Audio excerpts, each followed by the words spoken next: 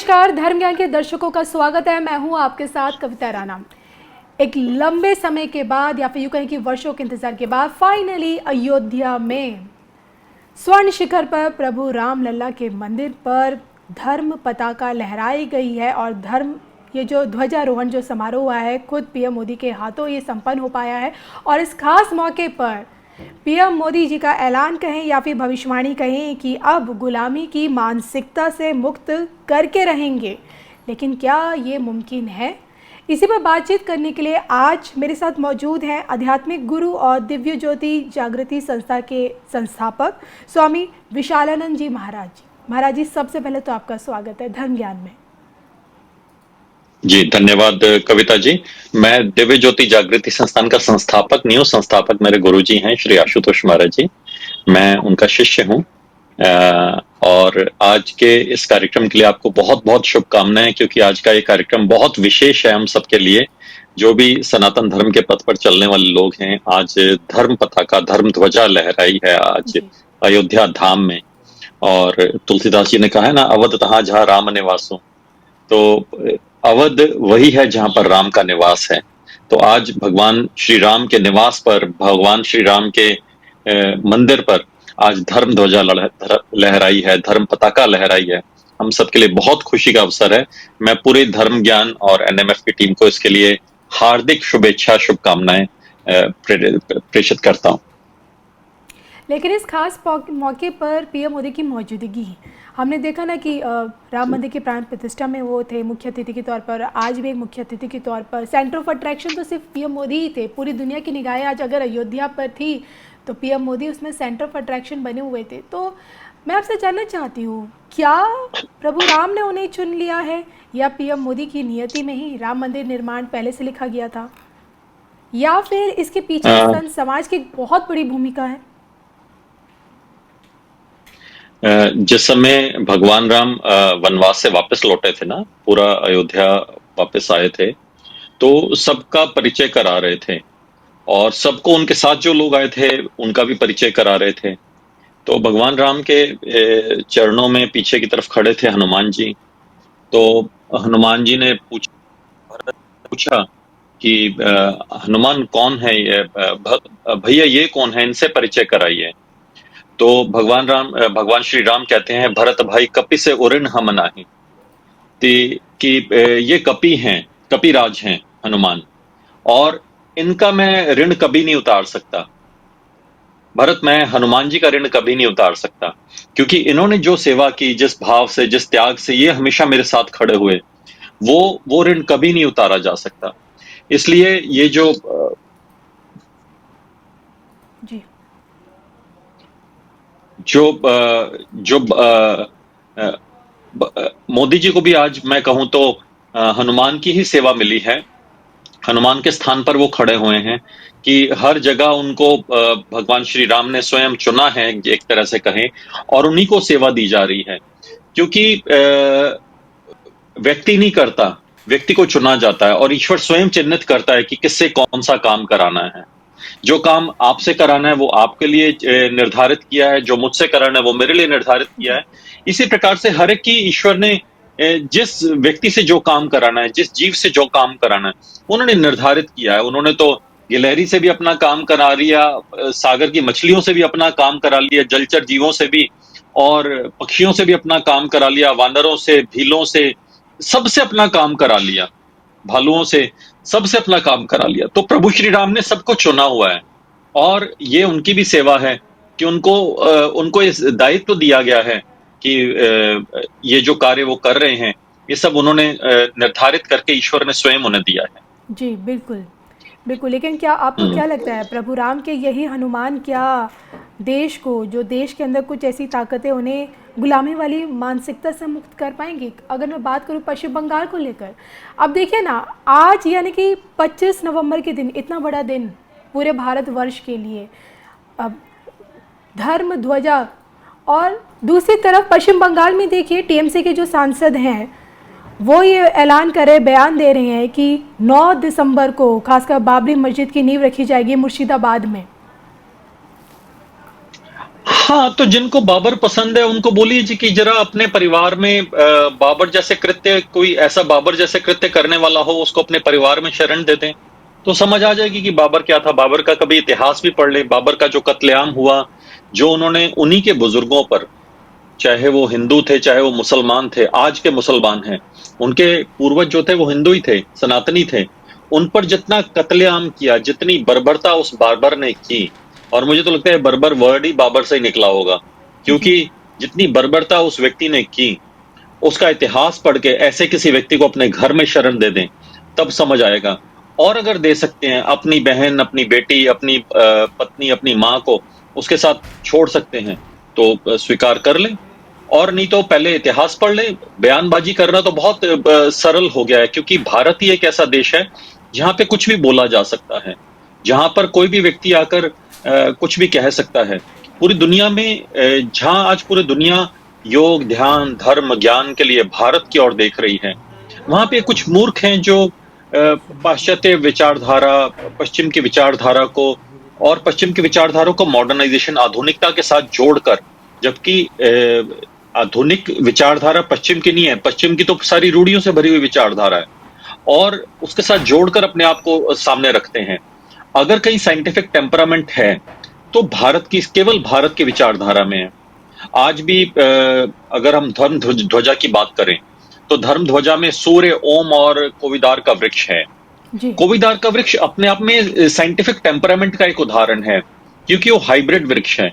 और अयोध्या की ध्वजा पर वही वृक्ष था। वाल्मीकि जी की रामायण में भी लिखा है कि जिस समय भरत अपनी सारे राज्य के साथ, पूरी सेना के साथ भगवान श्री राम को लेने जा रहे थे, वनों से वापस लेने जा रहे थे, तो दूर से आते हुए उसको देखकर लक्ष्मण ने सबसे पहले ध्वजा देखी कि ध्वजा किसकी है। ध्वजा के ऊपर पहचान होती है कि ध्वज, उस ध्वजा पर किसका चिन्ह अंकित है।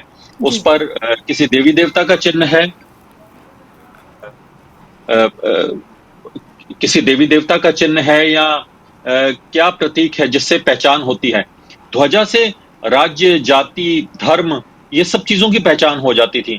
और ध्वजा के नीचे आने पर उस राज्य के, उस क्षेत्र के जितने भी लोग हैं वो उस ध्वजा के अंदर रहते थे। ये नेतृत्व की पहचान होती है ध्वजा से। तो कोविदार को जैसे ही लक्ष्मण जी ने देखा तो उन्होंने कहा, अरे इसमें तो, ये तो कोविदार का वृक्ष है, तो अयोध्या का ध्वज है, अवश्य भरत आ रहे हैं अपनी सेना को लेकर। तो हमारे शास्त्रों में लिखा हुआ है, साइंटिफिक टेम्परामेंट है हमारे हमारे विज्ञान में। हाइब्रिड पेड़ है कोविदार। कोविदार कोई प्राकृतिक नहीं है, हाइब्रिड वृक्ष था। तो जी। इसमें हम पर्यावरण की बात करते हैं, इसमें साइंटिफिक टेम्परामेंट की बात करते हैं, स्पिरिचुअल साइंस की बात करते हैं, इसमें हम इकोलॉजी की, पीस फॉर एवरीबॉडी की, कोएग्जिस्टेंस की बात करते हैं। उसमें सूर्य जब उदित होता है पश्चिम से, पूर्व से उदित होकर पश्चिम की ओर अस्त जिस समय होता है, तो किसी धर्म, जाति, क्षेत्र को नहीं देखता, वो सबके लिए होता है, वो सबको प्रकाश देता है। तो ये जो सारा का सारा जो इस पे प्रतीक चिन्ह लगाए गए हैं धर्म ध्वजा पर, वो सारी सृष्टि के लिए एक साथ लगाए गए हैं। इसलिए ये किसी एक जाति, किसी एक धर्म, किसी एक संस्कृति का नहीं, ये पूरी भारत, पूरी मानव जाति का ध्वज है।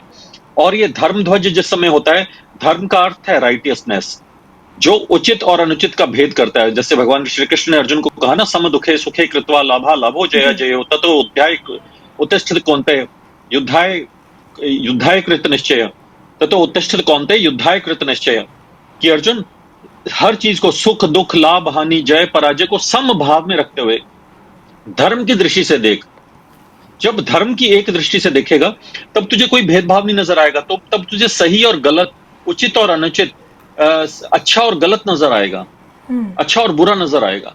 तो जिस समय हमारे महापुरुषों ने इतनी गहन फिलॉसफी, इतनी गहन ज्ञान हमारे बड़ी सरलता से उन्होंने दे दिया, तो हमें ये धर्म ध्वजा के अंदर आकर हम सबको गर्व होना चाहिए। हमें किसी भी टीएमसी का सांसद या ये, मुझे लगता है हमें किसी को भी तूल नहीं देना चाहिए। जब इतना बड़ा काम हो रहा है, जब हाथी निकलेगा, छोटे मोटे कुत्ते तो भौंकते रहेंगे, उसमें तो कोई फर्क नहीं पड़ता।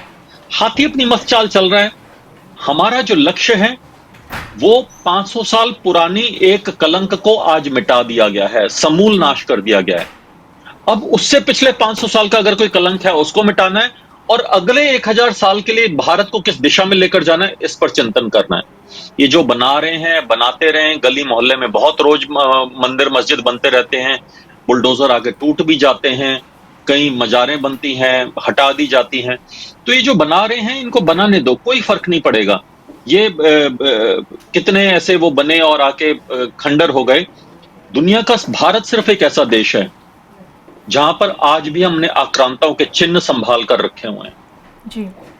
दुनिया का कोई भी देश, कविता जी इस बात को आप रिसर्च कर लीजिएगा, किसी पीएचडी स्कॉलर को बुला के उससे पूछिए, कोई भी ऐसा देश है जिसने गुलामी के चिन्ह, गुलामी के प्रतीक संभाल कर रखे हो? नहीं रखे। उन्होंने आजाद होते ही सबसे पहले क्या किया? अपने गुलामी के चिन्ह हटाए अपने देश से। बिल्कुल। कितने ऐसे देश थे जिसपे मुगल आक्रांत आए, कितने ऐसे देश थे जिसपे अंग्रेज आक्रांत आए, और उन्होंने उनके जाने के बाद जिस समय उनसे मुक्त हुए, उन्होंने सबसे पहले उनके प्रतीक हटाए। और उन्होंने जिनका धर्म वो भी किया था, धर्म परिवर्तन भी किया, या आइडियोलॉजिकली उनका ब्रेन वॉश किया, उनको भी वापस सही दिशा में लाए। भारत एक ऐसा देश है जिसने बहुत लंबे साल तक 70, 72, 75 साल तक ये गलती की। और आज प्रधानमंत्री जी ने बोला है, बहुत स्पष्ट बोला है कि ये जितने भी वो हैं गुलामी के चिन्ह हैं, मैकॉले ने जो गुलामी की मानसिकता भर दी अंग्रेजों ने, पूरे एक षड्यंत्र के तहत भारत में भर दी। उनकी 3 चीजें थी, देखिए, इंग्लिश, एजुकेशन एंड एम्प्लॉयमेंट। उनको सिर्फ नौकर बनाना था। आज लोग, आप किसी भी टीवी डिबेट में देखेंगे, क्या बोलते हैं? नौकरी कितनों को मिल रही है। नौकरी का अर्थ देखिए क्या होता है, नौकर बनना। हमारी मानसिकता ये बन गई कि हम नौकर बनना चाहते हैं और नौकर बन के अपने आप को गर्व महसूस करते हैं। जैसे कोई यहां पे झाड़ू लगा रहे हैं तो हम उसे बड़ी नीच दृष्टि से देखते हैं, पर यही पढ़े लिख के लोग अमेरिका जाके झाड़ू लगाते हैं। वहां पे रोबोटिक झाड़ू होंगे, वहां पे थोड़े अच्छे कपड़े पहन के झाड़ू लगाएंगे, पर झाड़ू लगाएंगे और अपने आप को कहेंगे कि मेरा बेटा तो अमेरिका रहता है, मेरा बेटा तो कनाडा रहता है, मेरा बेटा तो इंग्लैंड रहता है, यूरोप में रहता है। आप सोचिए मानसिकता कैसी बना दी। यह मानसिकता बनाई कि जो अंग्रेजी बोल रहा है वो विद्वान है, जो एजुकेशन है वो इंग्लिश की एजुकेशन ही विद्वान बनाती है, ऐसा, जो कि सबसे गलत चीज है। और जितनी बुराइयां, इसके कारण से जितनी बुराइयां पश्चिम सभ्यता में थी, उस भाषा के साथ साथ उस संस्कृति में जो बुराइयां थी, वो सब बुराइयां हमने अपने ऊपर उड़ेल ली, अपने ऊपर लाद ली, और हम वही बुराइयों को लेकर हम अपने आप को विद्वान समझते हैं। और उसने सिर्फ ट्रिपल ई ने, इंग्लिश, एजुकेशन एंड एम्प्लॉयमेंट, इन 3 चीजों ने हमारी भारत की पूरी जो कहें कि जो आधारमूल ढांचा था वो खराब कर दिया। संस्कृति इसलिए नहीं चाहिए कि हमें संस्कृत बोलनी आनी चाहिए। संस्कृति इसलिए चाहिए कि जिस दिन हम अपनी संस्कृति पे गर्व करने लग गए, जो देश अपनी संस्कृति पे गर्व करता है हमेशा वही विकसित हुआ है। इंग्लैंड अपनी संस्कृति पे गर्व करता है, वो संस्कृति अगर हम भारत लेकर आएंगे तो हमारी वो गुलामी की संस्कृति होगी, पर इंग्लैंड के लिए वो संस्कृति सही है। चाइना अपने कम्युनिज्म पे गर्व करता है, रशिया अपने कम्युनिज्म पे गर्व करता है, वो कम्युनिज्म में भारत में नहीं चाहिए। भारत को अपने सनातन पे गर्व करना होगा। भारत में जो संस्कृति चाहिए वो इंग्लैंड की या चाइना की या रशिया की नहीं चाहिए, भारत में भारत की संस्कृति चाहिए। और भारत की संस्कृति क्या है? वो सनातन संस्कृति है। तो जो बाबर की संस्कृति है वो अरब की संस्कृति है, तो अरब में जाए वो लेकर। वो ईरान, इराक की संस्कृति है, वो इराक में जाए उस संस्कृति को लेकर। भारत में वो संस्कृति नहीं चाहिए। तो जिसने अपनी संस्कृति पे गर्व किया वो ही हमेशा स्वतंत्र रहा, अर्थात स्वयं पे तंत्र कर पाया, स्वयं पे शासन कर पाया। वो अपने कर्तव्य परायण हो पाया कि मुझे कर्तव्य क्या करना है। और कविता जी बड़ी छोटी छोटी चीज, हाँ बिल्कुल आपने ठीक कहा। और शायद यही वजह कि आज पीएम मोदी ने सबसे बड़ा संकल्प लिया है कि इसी मानसिकता से देश को मुक्त करना है। लेकिन आपसे ये जानना चाहते थे कि इतने बड़े मौके पर कुछ हमारे देश के नेता हैं जो कुछ ऐसा संदेश देते हैं जिससे देश का जो असली मुसलमान है, जो सच्चा मुसलमान, जो देशभक्त मुसलमान है, वो भी गुमराह हो जाता है। अब इस पूरे कार्यक्रम पे संभल के जो सांसद हैं रहमान वर्ग, उनका बयान सामने आता है कि भारत एक लोकतांत्रिक संवैधानिक देश है, धार्मिक देश नहीं है। तो अयोध्या में श्री राम पर धर्म ध्वजा फहराए जाने से राजनीतिक लाभ तो होने वाला है भाजपा को, लेकिन देश का भला नहीं होगा, क्योंकि इसमें एक विशेष वर्ग के लिए कुछ खास ही नहीं है। देश के मुसलमानों के लिए क्या ये दिन ऐतिहासिक नहीं था? भारत लोकतांत्रिक देश है और लोकतंत्र का अर्थ क्या है? लोकतंत्र भी भरत मुनि की देन है। और लोकतंत्र किसी पश्चिम की या अरब की देन नहीं है, वो भी भरत मुनि की देन है, वो भी भारत की देन है, जिसके नाम से और चाणक्य की देन है। चाणक्य ने इसको अपने अर्थशास्त्र में, कौटिल्य के अर्थशास्त्र में स्पष्ट लोकतंत्र की परिभाषा लिखी है। तो ये उनको समझाना पड़ेगा, वो जो भी संभल के सांसद हैं, कि भैया अपने दादाजी का जरा नाम बताओ और परदादाजी का नाम बताओ और पूछो कि गलती उनसे हुई थी कि नहीं हुई थी जब उन्होंने अपना धर्म परिवर्तन किया था। उन्होंने तलवार के बल पे धर्म परिवर्तन किया था। जो गलती उन्होंने की है, आज गलती सुधारने के बजाय और बड़ी गलती करने जा रहे हैं। आज इन सब की भी जिम्मेवारी, नैतिक जिम्मेवारी सिर्फ सनातनियों की नहीं है। नैतिक जिम्मेवारी बहुत बड़ा बोझ तो अब उन लोगों के ऊपर है जिनके पूर्वजों ने तलवार के डर से धर्म परिवर्तन किया, जी। और उनको अब वापस आना चाहिए। उस जो एक उनके माथे पर जो सदियों से कलंक लगा हुआ है, जो जनरेशन बाय जनरेशन, पीढ़ी दर पीढ़ी जो एक कलंक को लादते आ रहे हैं, उस कलंक के दाग को मिटाएं और सनातन ज्ञान को प्राप्त करें। ज्ञान के पथ पर चलें, धर्म के पथ पर चलें और प्रेम आपस में करें और सबके संग पूरे राष्ट्र को एक सद्भाव से लेकर इकट्ठे होकर मिलकर आगे बढ़ें। ये तो उनकी बहुत बड़ी नैतिक जिम्मेवारी बन गई है। और इस तरह की बातें वो लोग कर रहे हैं सिर्फ जो अपनी जिम्मेवारी से भागना चाह रहे हैं, जो अपने धर्म, अपनी आइडेंटिटी, अपनी पहचान से भागना चाह रहे हैं। वो अरब में नहीं पैदा हुए थे, उनके पूर्वज अरब में नहीं पैदा हुए थे, उनके पूर्वज सनातनी थे, पंडित थे, ब्राह्मण थे, क्षत्रिय थे, इस देश के वो थे, व्यवसायी थे, देखिए महाराज जी, जो मेरे इसी को देश समझ के आता थे, है कि जो इसी ममता बनर्जी क्यों अपनी आइडेंटिटी से भाग रही है। वो तो सनातनी है। उनके नेता जब सिर्फ इसका वोट बयान देते का हैं बाबरी वाला, तो बड़ी हैरानी होती है। नहीं नहीं, इनकी बात पर ज्यादा वो मत कीजिए। ये सब वो लोग हैं जो समय आने पर दल बदल लेंगे। आज अगर बीजेपी अगर सबको वो करना शुरू कर दे, देखिए बात सिर्फ इतनी सी है, बात को एक बड़ा सिंपल सा समझिए। आप बार बार कोई ना कोई बात करते हैं, बात यह है कि अपने कर्तव्य को कोई नहीं देख रहा। राज सबको चाहिए, सत्ता सबको चाहिए। जो इस देश में इलेक्शन हो रहा है ना, वो अब सिर्फ सत्ता के लिए हो रहा है, सेवा के लिए नहीं हो रहा। लोग कहते हैं हमें सेवा का मौका दीजिए, सेवा का मौका दीजिए। देखिए जिसको इतने सालों से सेवा का मौका मिला, उसने क्या किया? सिर्फ मेवा ही खाया, सेवा कहां की? लोगों ने तो सेवा के नाम पे मेवा खाया है। वास्तविकता में सेवा का होना चाहिए। अब जैसे बड़ी सिंपल सी एक बात थी, बड़ी छोटा सा वो था, राजपथ, इंडिया गेट पे, हम राजधानी में रहते हैं, राजधानी में राजपथ है, इसका नाम बदल के कुछ साल पहले कर्तव्य पथ किया गया। बहुत सारे सियार हुआ करके रोने लग गए कि ये गलत किया, गलत किया। परंतु दुनिया को एक चीज दिलाई कि कर्तव्य और कर्म के पीछे, कर्तव्य और अधिकार में क्या डिफरेंस है। राज है कि मेरा अधिकार है और कर्तव्य है कि मेरी ड्यूटी है। The difference between right and duty. लोग आज अधिकार के लिए लड़ रहे हैं, कर्तव्य के लिए नहीं लड़ रहे कि मेरा कर्तव्य क्या है मुझे बताओ, मुझे मेरे कर्तव्य के बोध कराओ।